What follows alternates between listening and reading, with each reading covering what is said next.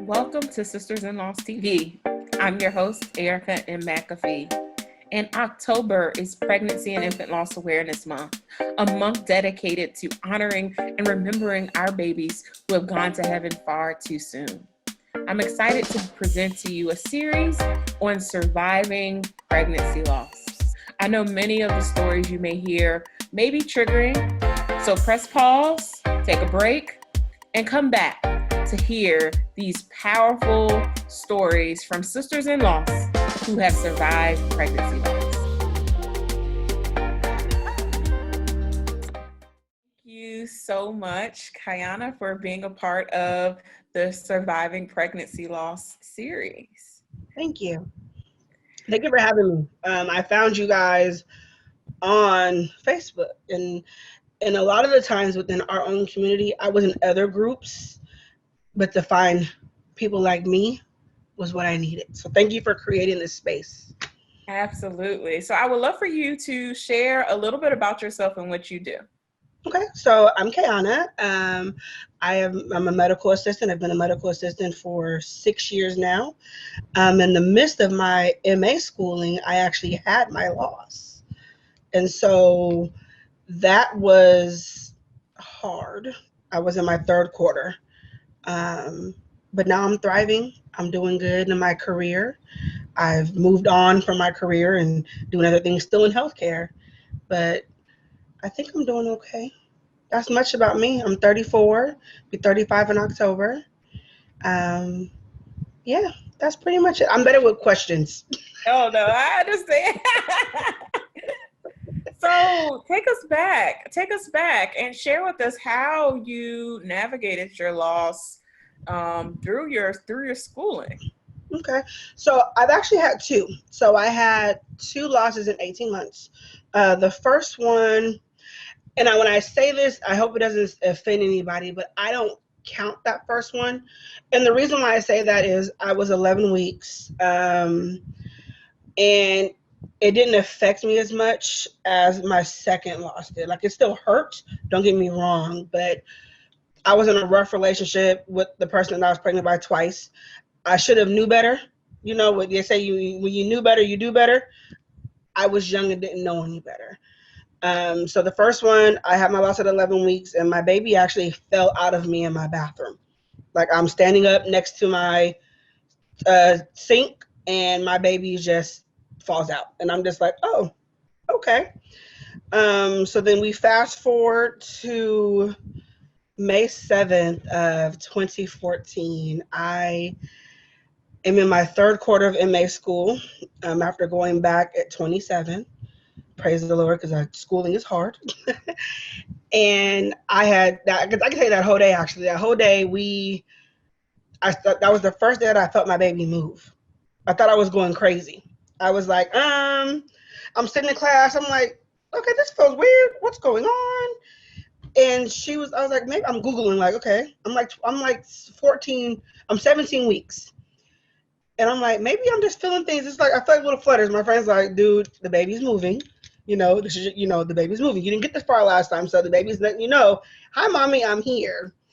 And so that was a happy day for me. That whole morning was great. That particular day, I had a doctor's appointment to have an ultrasound.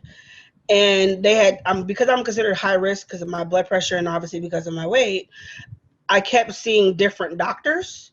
So, and I hadn't heard my baby's heartbeat yet. So mind you, I'm 17 weeks along. And so we grabbed the Doppler. Mind you, I had a black doctor, which was great. And I'm thankful that when I do have her moving forward, that she'll be there. But she brought the Doppler out, and it kept turning off. And I was like, okay, we got to go to the ultrasound now. Now I can see what I'm having. And they were like, no, you got to wait another week. If it would have been 18 weeks, we could figure it out. And I was like, okay, whatever. So then we go into the ultrasound room, and I'm watching my baby just doing their acrobatic moments and just swinging around. I think the baby even waved at me. Like, it was just a great moment. And of course I cried. I was like, oh my God, there's a human inside of me. Like, this is amazing. So this is about 4 o'clock. My appointment was at like 4:20. I got home at around 6-ish. And the reason why I remember this whole thing vividly is because this was in the era when Love and Hip Hop was real popular, and this is when Mimi was doing her little shower thing. And so I remember having to go to the restroom, and I went to pee. And now keep in mind, it was a TMI moment. I hadn't pooped in a couple of days, and I was thinking, this is why, you're pregnant. You got these medications in you. This is what happens. And so I go to the restroom, and I hear a pop, and I feel like a gush of relief, if that makes sense. Like I feel like, oh, I finally went to the bathroom. Yes. And a gush of water. I heard the pop and a gush of water. However, it wasn't pee. My water broke. And I did not know this. I had been in active labor pretty much that whole day and didn't know. So I remember going back to the couch and sitting down. I'm like, why am I still leaking? Like, why do I feel like I know I wiped? What's going on? And the same thing happened again. I step into my mother's kitchen, and this blood is just pouring out of me. And so, of course, I'm just like, really? Like, God, really again? Like, I'm further along now. I'm in the safe zone, So after learning about that, there wasn't a safe zone, And so we ended up going to the hospital like 20 minutes from my house, and we went into room number 6. And I will always remember the number 6 because I refuse to go in that room now. And we go in, and my nurse, it was a traveling nurse. Her name was Martha. And she was really sweet. Obviously I'm crying, I'm upset because I'm cramping, I'm bleeding. They're sending the ultrasound tech. And apparently I was at the bottom of the list, but I have a very unique last name. So I had been there, I want to say maybe a week or two prior, because I was having a threatened miscarriage, because I was having a little bit of spotting, a little bit of cramping, and I just didn't know. And so the ultrasound was like, I remembered your name. I put you to the top of my list, so let me come and talk to you. Let me do my ultrasound. So we do the ultrasound, and the doctor comes in and was like, yeah, your water did break. There's a 10% chance that your fluid will build back up, but there's also that 90% chance that you will lose your baby. And I'm a believer, I have a faith in God. I know that God's going to pull me through everything that I need to deal with. And so I was like, okay, look, I've already lost one, I will take that 10% chance. All you need is the faith the size of a mustard seed. And we know that's tiny as all get out. And so they sent me home, and they shouldn't have. I should have never went home. So I left the hospital probably about 20 minutes before, and I felt what I thought at the time was a blood clot about a block from the house. And so it was me and my mom and my sister. I'm like, okay, Mom, this pain is just too much. Just take me back. If I can't do it, just take me back. So we get to the parking lot. My mom runs inside to let my sister in the house. She was younger, and make sure she was secure. And by the time my mom came back out, I stood up to grab what I thought was the clot to remove it. It wasn't a clot. It was my baby. So I had taken a chuck from the hospital, and I was sitting on it. And I was okay. I laid the chuck down, and I didn't want to. I told you the first time my baby fell out of me, and I was in the parking lot of my apartment, and I was like, okay, I don't want to drop my baby on the ground. This is crazy. And so I laid the chuck down, and I laid my baby down, and then I grab at the umbilical cord, and I start pulling on it, and I'm like, no. I'm thinking like, you're in MA school, don't do that. You can hurt yourself. So I just pushed.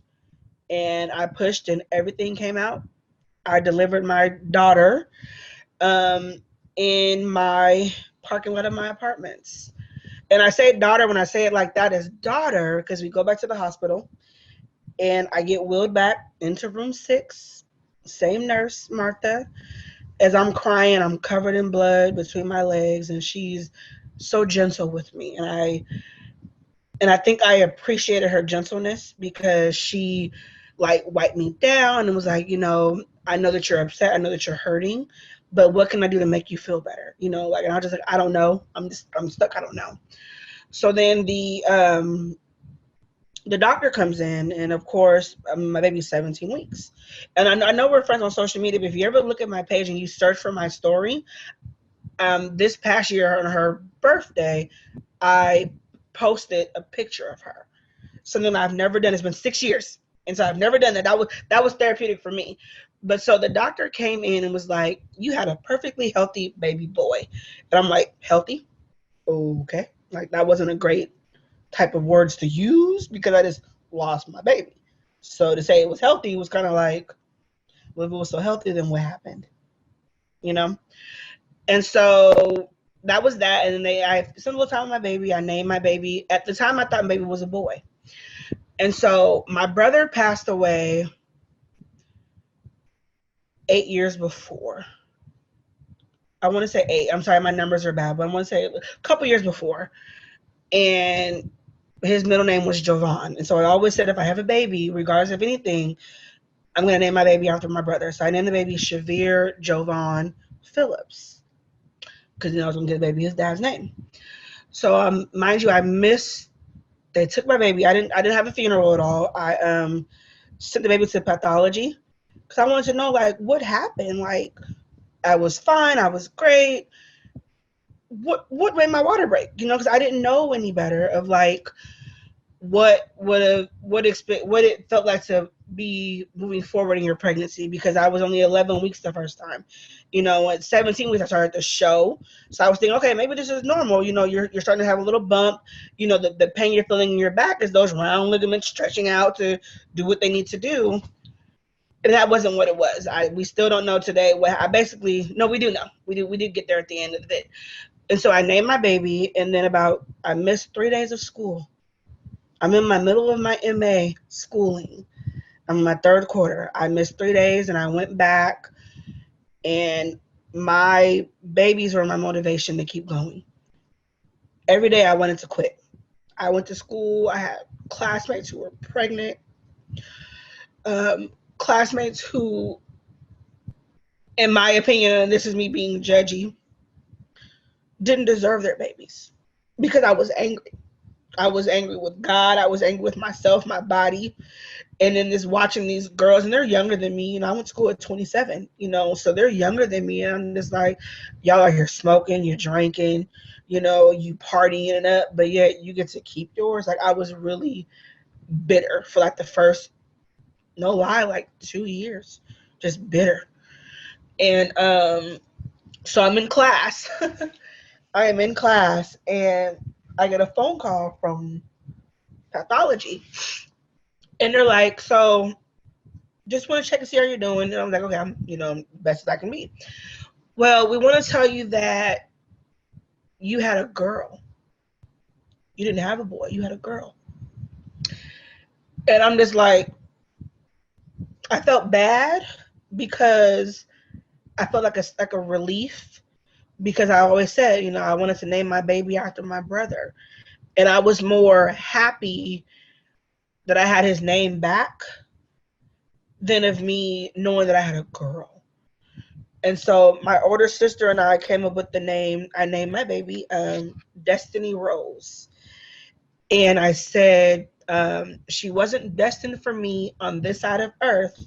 However, I have blossomed like a rose as I move forward to cope with her loss. And so that's basically what it is. And then I went to see my doctor, and apparently I have an incompetent cervix. And my doctor told me, because I went the next day, because like they called and was like, what do you mean she lost the baby? She was just here at 4:00. And they were like, well, this is what happened. And I was mad at myself for a while, because it was like, if I would have said something about my back hurting, they might have looked at my cervix, or they might have looked at something and said, okay, this is normal or this isn't normal. And like I said, for a while I beat myself up, but now that I've seen the good and goodbye, because I was in a toxic relationship with the person that I was pregnant by twice. I shouldn't have been with this man. And I looked at it as it was my karma. And this is me being truthful. I was the side chick. Didn't know at first, but then the first time I got pregnant, had no idea. I had my loss. He was there for me in the sense. And I think I latched onto that to be like, okay, if I keep with you, I won't forget my baby, and I ended up getting pregnant again. And the day that I told him that it was over, he was like, well, you gotta get an abortion. I said, I'm not doing it. If I go, I said, if baby goes, you go. Baby stays, you still go. And that was it. And of course, the other woman, his girlfriend, whatever, was stalking my Instagram. It was bad. Like, when I lost my daughter, she posted statuses, God answers prayers. We didn't want any more bastard children. Like, I was harassed and tormented after the fact.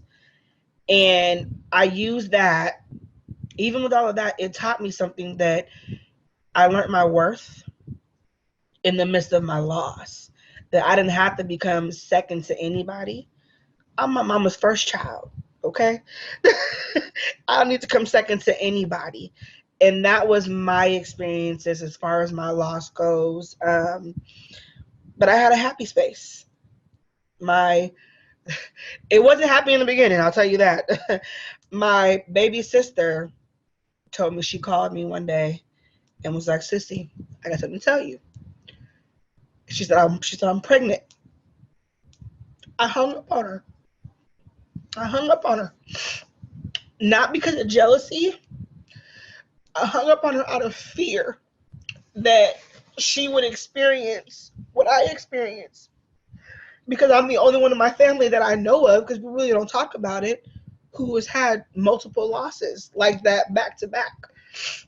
I think maybe an aunt has, but I'm talking about my internal, like my mom and my grandmother, And so I was upset. I was like hurting, like, okay, God, like, now you just being funny. You know what I mean? Like, really, my sister, I don't want her to experience that, but he's still good. My niece would be too. And my birthday is October 19th. Her first due date was October 19th. My birthday. And then my baby was actually due on October 15th, which I know is the awareness day. And so, of course, they kept changing it, but she finally came on October 7th, 2018, and she has been the light of my whole family's life. But that's my little broke best friend. She'll be 2 in October, and she has definitely warmed her TT's cold heart when it came to being around pregnant women and other babies. Like, I'm okay now because she mended my little broken heart in that time frame. But I completed school. I am thriving in my career. I didn't let it break me so much that it did stop me from completing school, because I wanted to give up every day. Every day I fought. And I'm just thankful for the experience in a sense, because as much as I speak about my losses, I have friends who I know would have never known that they've had losses. And it's like, you talk about your story so much, let me share mine with you. And so I'm just an advocate for my friends. I'm here if you need me.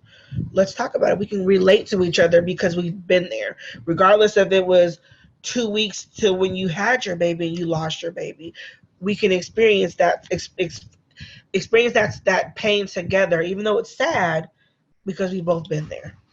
So that's my story. Thank you so much for sharing all of Yes, thank you. that.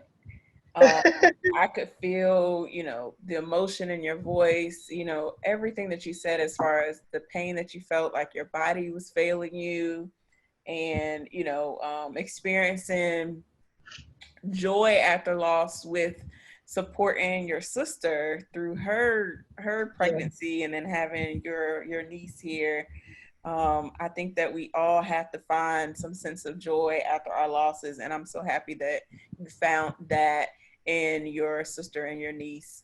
I would love for you to just share, really, how have you been doing throughout this pandemic? We are 5 months into it as we're recording this, Yes. and it has rocked our world. I mean, as we're recording this, we just found out yesterday that our King T'Challa passed away, Chadwick Boseman, and it has rocked my world all together last 2 days, really.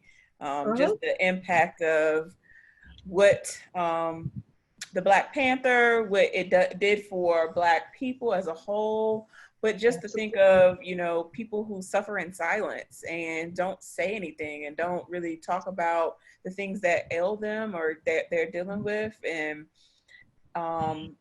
it makes me really reflect on just this pandemic and how we have almost had to revert inwardly a lot because we can't really be around the people we love. So really share with us, how have you been? I've been doing good. Honestly, I've been in a great space. Like, this pandemic has brought my family closer together. I actually even started a semi-new relationship during this pandemic. It's been going on, you said, what, 5 months in? Yeah. I think we got back together 5 months ago. And just doing great working. I work in healthcare, so you would think with me working in healthcare that I would be nervous or be scared. But like I said, God is good regardless. And what he has for me is for me. And I've been doing great. I've been spending time with my family every day. We just got back yesterday. A day trip to Birch Bay, which is a nice big beach out here in Seattle, Washington, that is beautiful. But I just been with my family. That's it. I've been with my family and trying to enjoy them while I can. In the middle of this pandemic, my great grandmother turned 89 years old. We had a great party for her in the park, social distancing, of course, with family. But I've mainly been just learning about Kayanna. That's it. And it's enjoying the life that I have that I've been blessed with. And then when you talk about Chadwick, like, that's a sad situation. Like you said, you never know what people are going through. You never know, because I remember seeing a picture that he had posted on Instagram, and I was like, oh, I wonder what role he's getting ready to play. Not ever knowing that that man was sick. Look at all the beautiful things that he gave us in that time. They say he was diagnosed what, in 2016, 2014? You gave us Black Panther. You gave us Marshall. You gave us 42. You gave us the Five Bloods, which you've done, and all these things you've done. You've been sick. We never knew. And whoever his family, ma'am, to hold his secret for all those years. Listen, I'm sorry. When it comes to the Black family and the Black community, if once somebody know, somebody else know. So whoever his family, if that does not have us want to thrive to be like that, we failed. We failed him. Because how many things have you heard about somebody the day it happens, a celebrity? TMZ didn't even have this. And they have things before people's family knows. So I want to thrive to be like that moving forward in my life. That showed me something. To be like, you know what? If I tell you something in confidence, I need that to stay there, because that was beautiful. I agree. I was blown away by that as well. Just the fact that mere responsibility that, I want to know, obviously I think a lot of his castmates knew, the people who worked with him all knew too, and they never shared.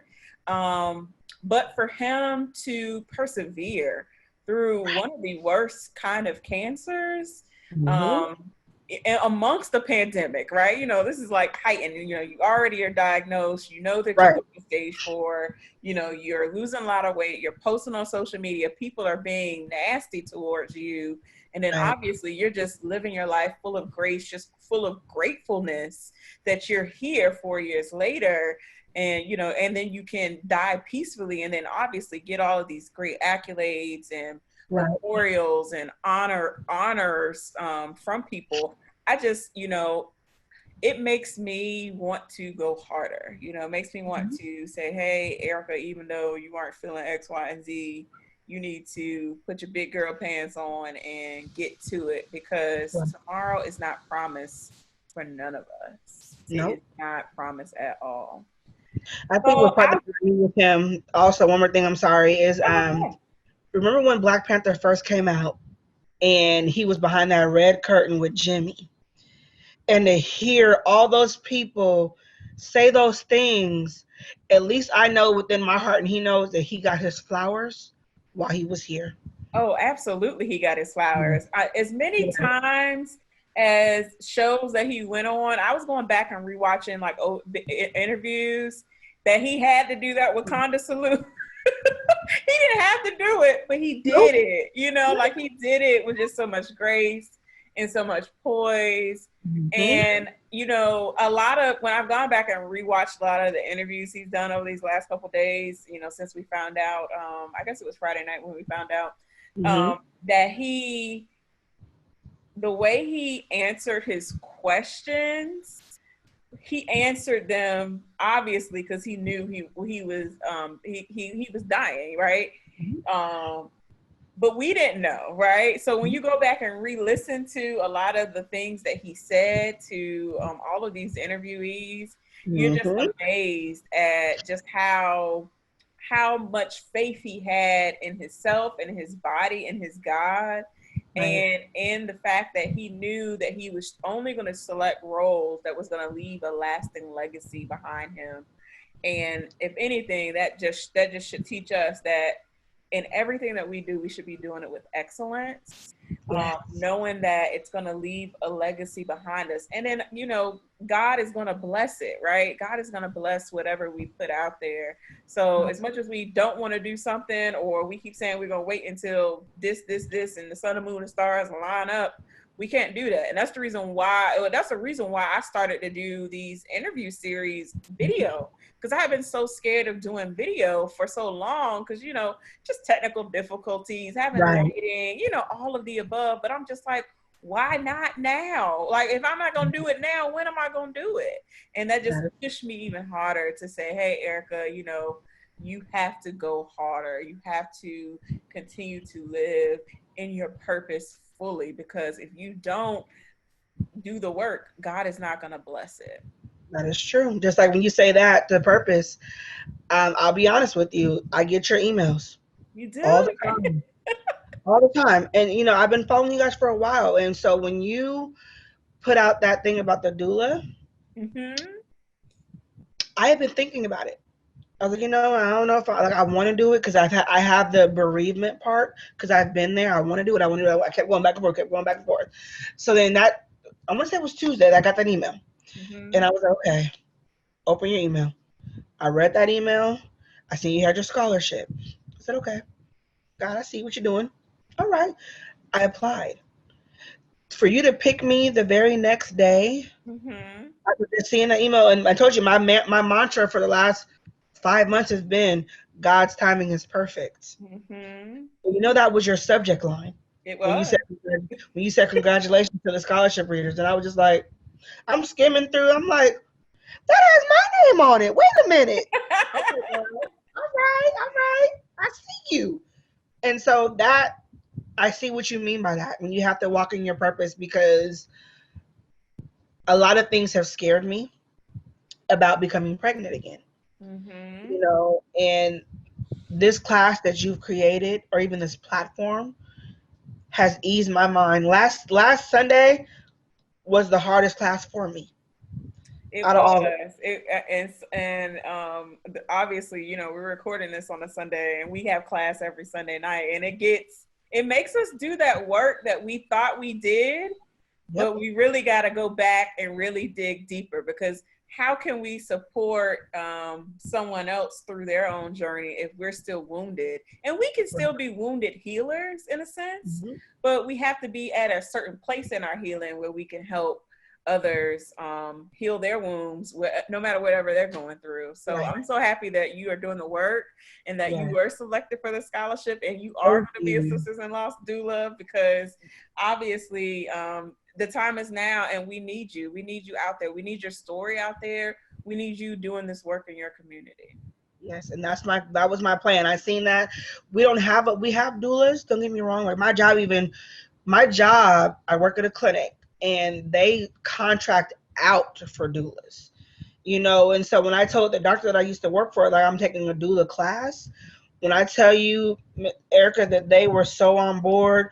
Oh, we got to get you on some births. We got to get you on this. Oh, wait, we don't have a doula. Oh, wait, we're gonna do some campaigning to get you paid. Like my job and my coworkers and doctors are coming through. So when you say walking in your purpose, that is where I am at right now with everything, and I'm just feeling so blessed with the way that my life is going, even in this pandemic. People keep saying that pandemic has done this and done that. Outside of deaths that have not been directly to me personally, I can't even be mad at 2020. I can't.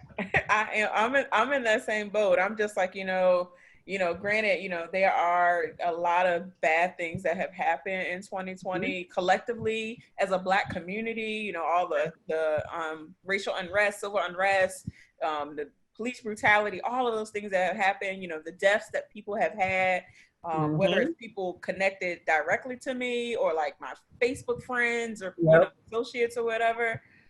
But God is still in a blessing business. And Yes, I truly believe that when you really, and I really think 2020 has been that for me, when you really put yourself out there, even scared and all, God is going to bless it. So I'm so happy that and honored that you chose me to train under, because there's so many other doula programs, but also that you are fully walking in your purpose, because that is my goal, is that everyone who leaves the training is equipped to do what God has truly called them to do in this work. So. And that's all I keep hearing, is that even though I post about it, I say that this is hard, this is heavy for me, the encouragement that I get is like, Key, you're going to be the best one to do it because you've been there. You can explain it, you can relate to it. And I think that, especially on that side, the ones who have had losses before can be like, how can you cope with this? And I say, well, look, I took these classes, and that's what's helping me when it does come, because I was always be scared to be like, I don't know. But now I know if I feel a twinge or something when it does happen, okay, that's what this is. Before I didn't have any of the tools. So I appreciate you for creating, like I said, this platform and providing us the tools to know what we need to know moving forward for our own bodies, as well as the women that we're going to be helping as well.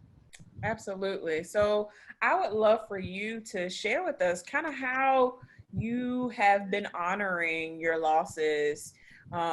This is going to go live in October for Pregnancy and Infant Loss Awareness Month. And I want you to share just how you do memorials, or I know you mentioned about the October date being close to the date of your niece being born and your original birthday, your birthday, and then the due date and all that. So just share with our listeners, how do you memorialize your losses? So I do two. I do the day that I lost, which was May 7th. As I said, that's her unbirthday. And I think last year I released balloons and wrote like a nice little, like a saying towards my baby, both of my babies actually, and was like, I miss you. I love you. I hope that this comes to you wherever God has you at, and it goes into the universe. And so I do that. And then October.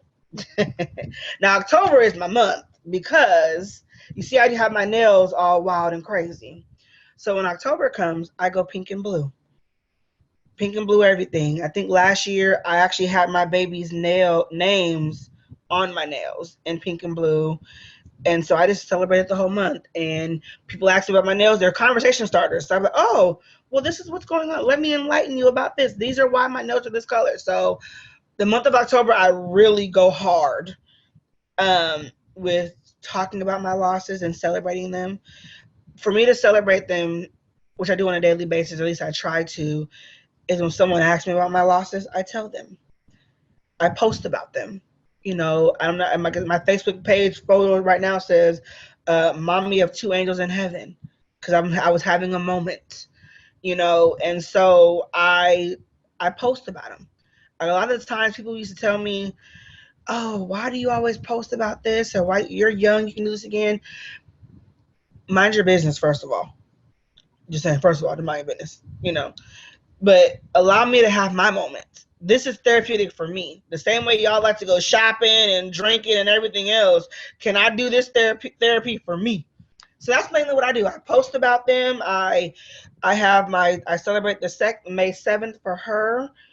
And then in October, I celebrate both of them with my family. My friends and family who understand will bring me wine, or, or they'll sit in moments with me and all of those things. I think the first year I made shadow boxes of my own, and I don't have them in my new apartment yet because I'm still trying to figure out, like, because they're big. When I say they're big, they're like real big shadow boxes. And so I just gotta figure out where to put them in the house, but they're around. I have a necklace that I could not find for some odd reason of her footprints. I actually have 2 tattoos on the inside of my wrist. Obviously, you can't see them. Hold on, go camera this way. So this is the miscarriage ribbon. Sorry, with jelly bean in it, and then I have my daughter's actual footprints. Okay, hold on. Let me do this. Nice. There we go. Yeah, those are her actual little bitty, I hate this camera, footprints. And with her name and the day that I lost her. And so, again, more conversation starters because they're in the inside of my wrist. But, you see tattoos, you're like, oh, what is all of that? And then I have my one final tattoo that I say the tattoo is just one day. So it literally just says one day. And I say, one day I will be whole again.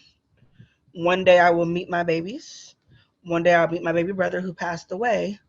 And one day I'll be a mommy on this side of earth, because God is going to bless me when his timing is perfect. Yeah.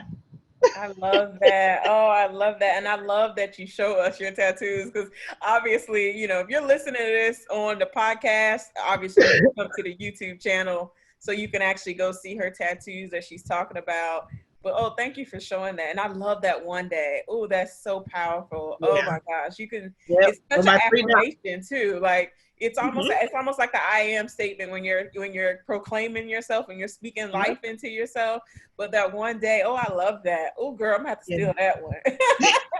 You are more than welcome. And I think it's just one day, and then it has the 3 dots, to say it's continuing, and then within the dots is ended with a heart. So it's like I think that's my favorite tattoo, because it can mean so much. So much, yes. Yeah. I love it. I absolutely love it. Thank you.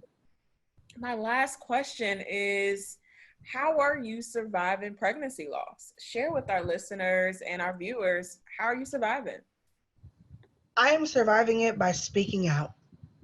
And doing my own research on it for myself, outside of just trusting my doctors when the timing does come. Like I said earlier, I do have a plan and set in motion of when it does happen again, with my same Black doctor that I was thankful to find here. But that's mainly what I've been doing, is just talking about it, offering encouragement to my friends who are pregnant now. I just found out that one of my other friends was pregnant after having a loss of her own. And I was like, I know we don't do free. I know we said we don't do free. But I told her, if you have any questions, I know I'm in training, but I can answer a question for free for the one time. But after that, I need some coins, ma'am. But other than that, I just speak about my losses, and I try to remember them the best way that I see fit for me, because I was only 17 weeks. And when I said earlier that I don't count the first one, I didn't have as much as an attachment to the first one. And so the second one is more celebrated. And that's just me just talking about that particular one more than normal. And I used to feel bad about it, but then when I think about it, like I said, that's when I had the connection with.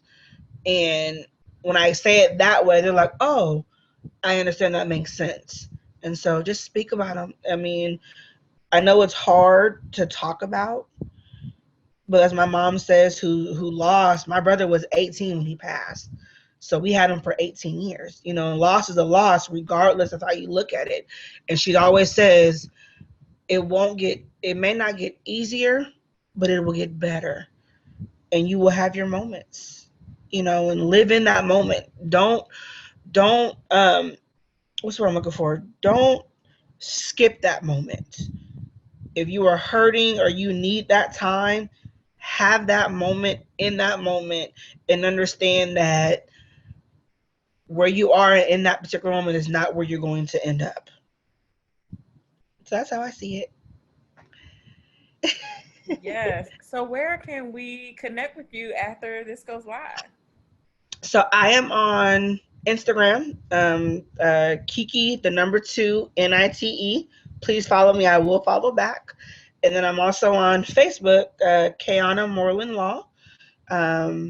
You can follow me on there as well. I like to post. I like to cook. So if y'all like to cook, I'll post a lot of pictures of my food and my recipes. So if you ever want someone a nice meal that you make at home in your own kitchen, I'm your girl. So follow me, and I will give you all the recipes you need. Yeah. Thank you so much, Kayanna, Thank for you. being on this episode of Surviving Pregnancy Loss. It has been a pleasure and an honor. Yes. Thank you so much.